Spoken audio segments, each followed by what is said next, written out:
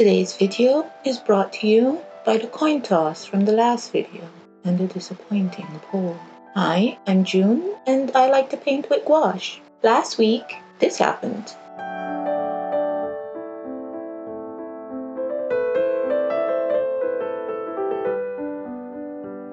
So today, we'll be painting this sketch. I made a poll to help me pick how this sketch would be painted, but I did it wrong, so this is the one I'm going with. I began by prepping my paints and brushes.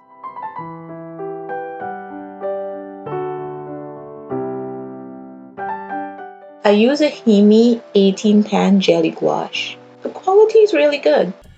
This sketch is called Heartilily. It's from my 2022 Daily Doodle Diary. It is a plant growing from a heart. I thought about the concept a lot, mostly about how I would paint it. Would it be all green? Is it completely a plant with a heart-shaped root? Or is it a plant growing from an organ? I did thumbnails in my sketchbook to see what each would look like, and I preferred this one. The concept doesn't have any deep meaning. Things generally grow in good conditions. If this plant is able to not only grow, but thrive and produce a flower, then where it's growing most likely is a good place. Most likely. The paper I'm painting on is the repurposed lid of an insulin syringe box.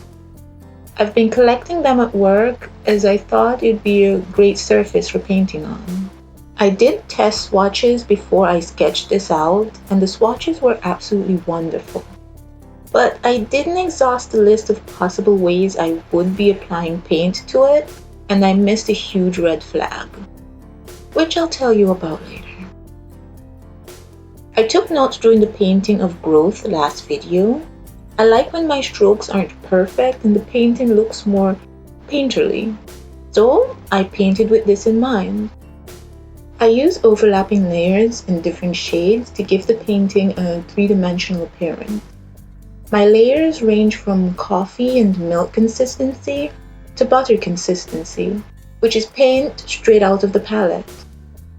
Paint with no water added gives a nice dry brush texture sometimes, if your brush isn't too hydrated.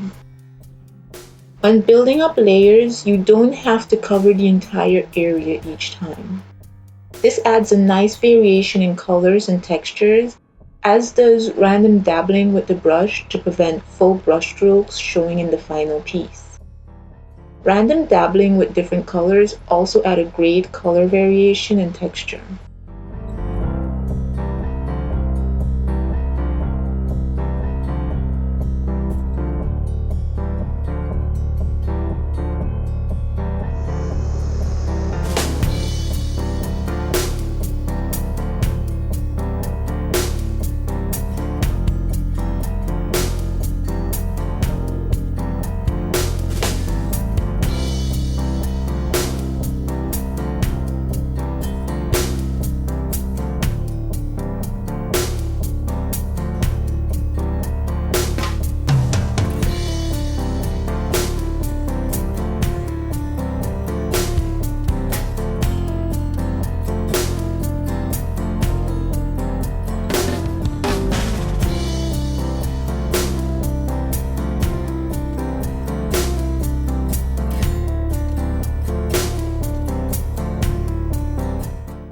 When mixing my red shades, I added mainly greens. Green, being a complement of red, gives better shades of red than adding just black or white, and they look better layered with each other.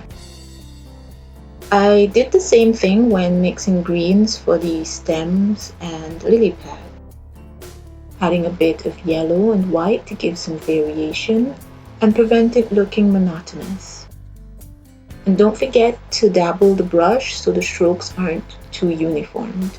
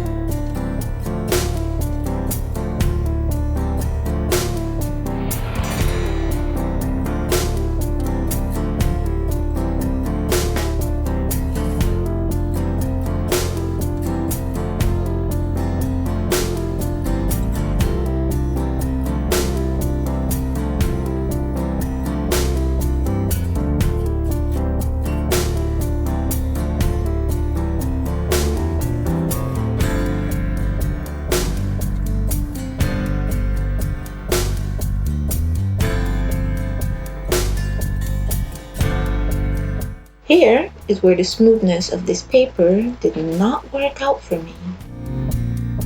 I tried to deepen the shadow where the two stems overlap, but due to the paper having no tooth for the paint to grip, the top layer, despite being a thick mixture with very little water, wiped off the layer below it. This isn't going to turn me off using this paper to paint.